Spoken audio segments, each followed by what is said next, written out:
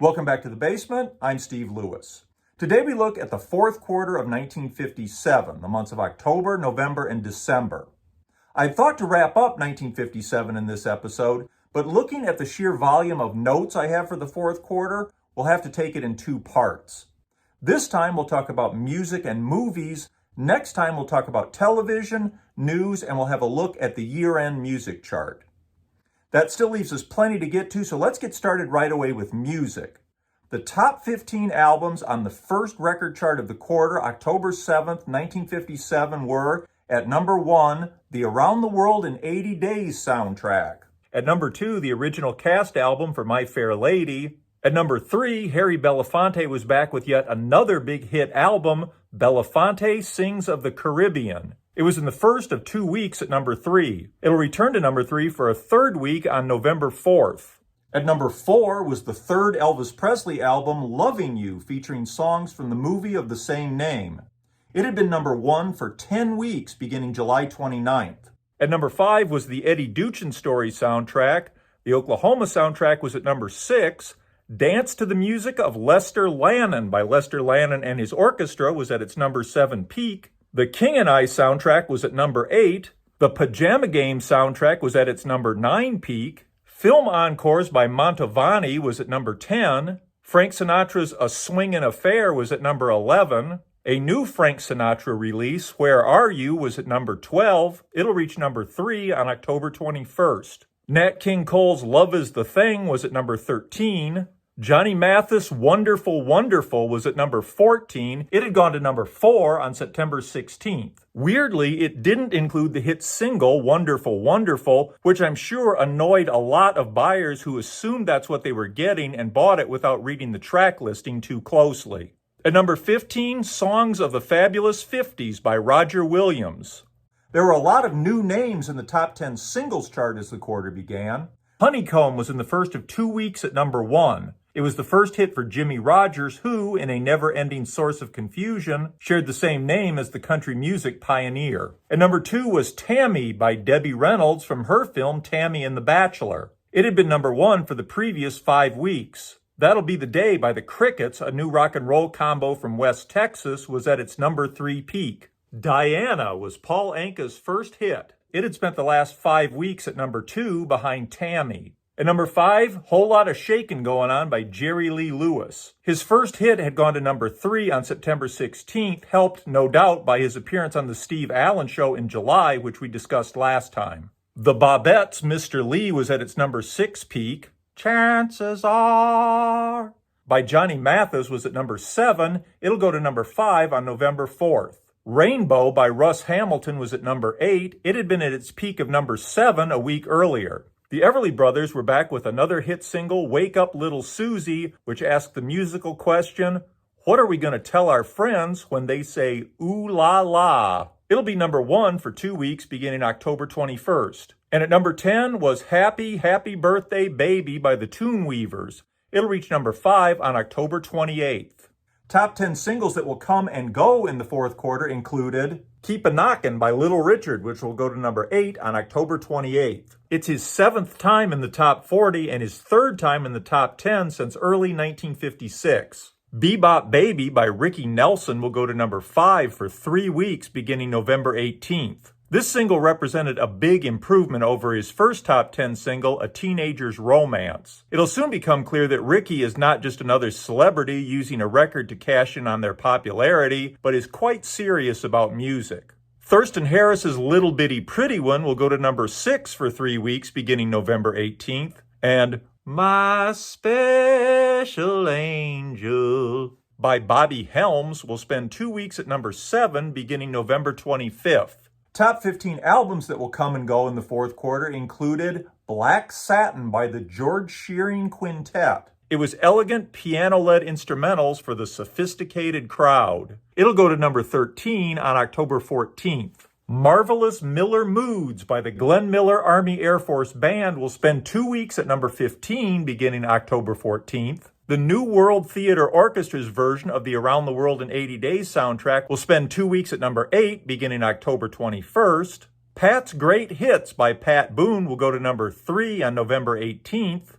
March Along with the Dukes of Dixieland, Volume 3 will hit number 13 on December 2nd. Perry Como's Dream Along With Me album will hit number 11 on December 16th. Ronnie Doville's Smoke Dreams album will go to number 13 on December 16th. He was a Sinatra-style crooner whose album cover looks to me like it might have been designed by Ed Wood. And Fascination by Jane Morgan will go to number 13 in a tie with Smoke Dreams on December 16th. She was an American nightclub singer who had originally risen to fame in France. Her U.S. recording career will peak with this, her second album of popular songs.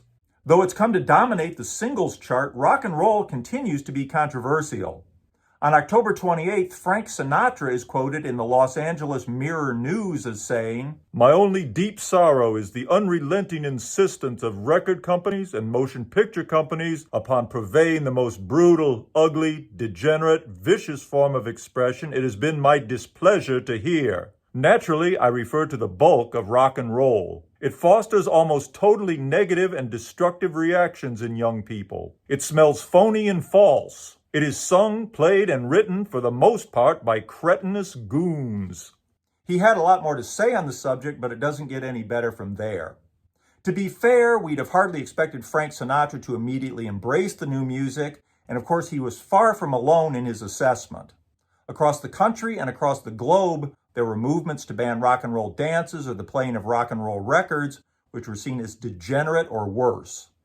Some adults admitted that the dances and music of their youth had been controversial in their time too, but of course, this was different. Many experts had been delightedly reporting that the rock and roll fad was beginning to fade almost since it had first been heard of. Was rock and roll here to stay? Only time would tell. Rock and roll was making its presence felt, at least to some extent, at movie theaters that fall. Released on October 1st was Jailhouse Rock, Elvis Presley's third film and his second starring role. Released on October 2nd, Raintree County, an epic historical romance starring Montgomery Clift, Elizabeth Taylor, and Eva Marie Saint. On October 4th came Les Girls, Cole Porter's musical comedy in CinemaScope, directed by George Cukor and starring Gene Kelly and Mitzi Gaynor. The 1956 French film Adieu, Crier la Femme opens in New York on October 21st under the English title And God Created Woman. American audiences are reportedly lining up for a look at new film sensation Brigitte Bardot. French films were, of course, a little more uninhibited than American films. You certainly get the idea looking at so many movies during this period with taglines like, "It pushes the boundaries," or "It shows what the others won't," that a lot of people were getting a bit tired of the restrictive nature of the U.S. film industry. Opening on October 25th were Rita Hayworth, Frank Sinatra, and Kim Novak in the musical comedy Pal Joey. It'll be number 1 at the box office for 2 weeks beginning November 27th. Making its U.S. opening in New York on October 28th is Nights of Cabiria, directed and co-written by Federico Fellini. It'll win the Oscar for Best Foreign Film of 1957.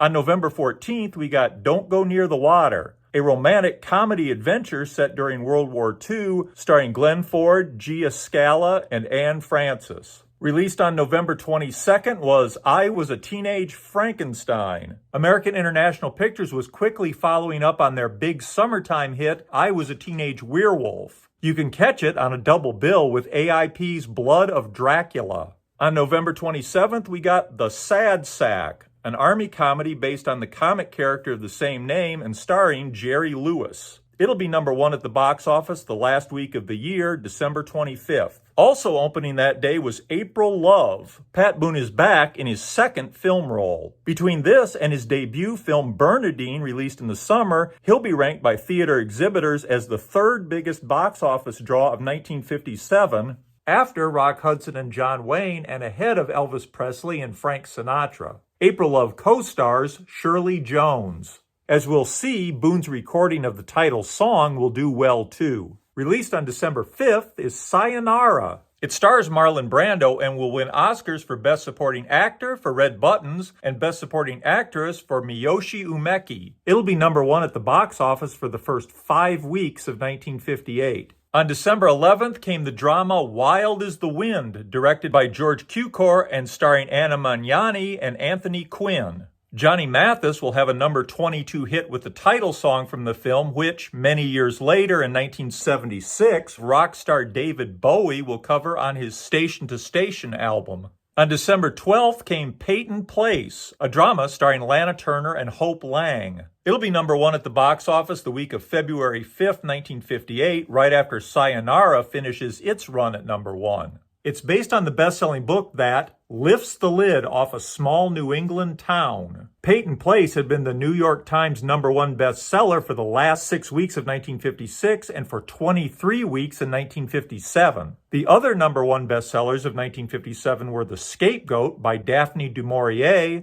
and By Love Possessed by James Gold Cousins. By the way, other notable new books in 1957 included On the Beach by Neville Shute, Long Day's Journey into Night by Eugene O'Neill, Atlas Shrugged by Ayn Rand, On the Road by Jack Kerouac, and an unusual new kind of children's book in verse, The Cat in the Hat by Dr. Seuss. Getting back to movies, one of the year's biggest premiered on December 14th, The Bridge on the River Kwai. At the 30th Academy Awards ceremony held on March 26, 1958, it'll win Best Director for David Lean, Best Actor for Alec Guinness, and Best Picture of 1957. It'll be number 1 at the box office for 5 weeks beginning March 19, 1958, around Oscar time, and again for 2 weeks beginning April 30th, 1958. Also opening on December 14th was A Farewell to Arms, starring Rock Hudson and Jennifer Jones. It'll be number 1 at the box office for 2 weeks beginning February 12th, 1958. And going into limited release for Oscar consideration on December 17th was Witness for the Prosecution, a courtroom drama starring Tyrone Power, Marlena Dietrich, Charles Lawton, and Elsa Lanchester. It'll go into wide release early in 1958 and be number 1 at the box office for 2 weeks beginning February 26th. Released on December 18th was The Monolith Monsters. Incredible shrinking man Grant Williams, now back to full size, was back in another Universal International sci-fi movie. Black crystals from outer space grow to gigantic proportions when they come in contact with water. What happens when rocks attack? Opening on December 20th was Paths of Glory, a World War I drama starring Kirk Douglas and directed by talented newcomer Stanley Kubrick. And on December 25th came Disney's live-action Old Yeller, starring Dorothy McGuire, Fess Parker, and Tommy Kirk. For those who've seen it, you'll know the ending is incredibly sad. I've got to believe there are a lot of parents who took their kids to the new Disney movie as a treat over the holidays, only to bring them out of the theater crying. I know I would have been. And that's where we'll leave it for this time. I hope you enjoyed this. I hope you'll join me next time when we wrap up the 4th quarter and the year of 1957. Meanwhile, I look forward to your comments. Thanks for watching. Have a great week. Bye.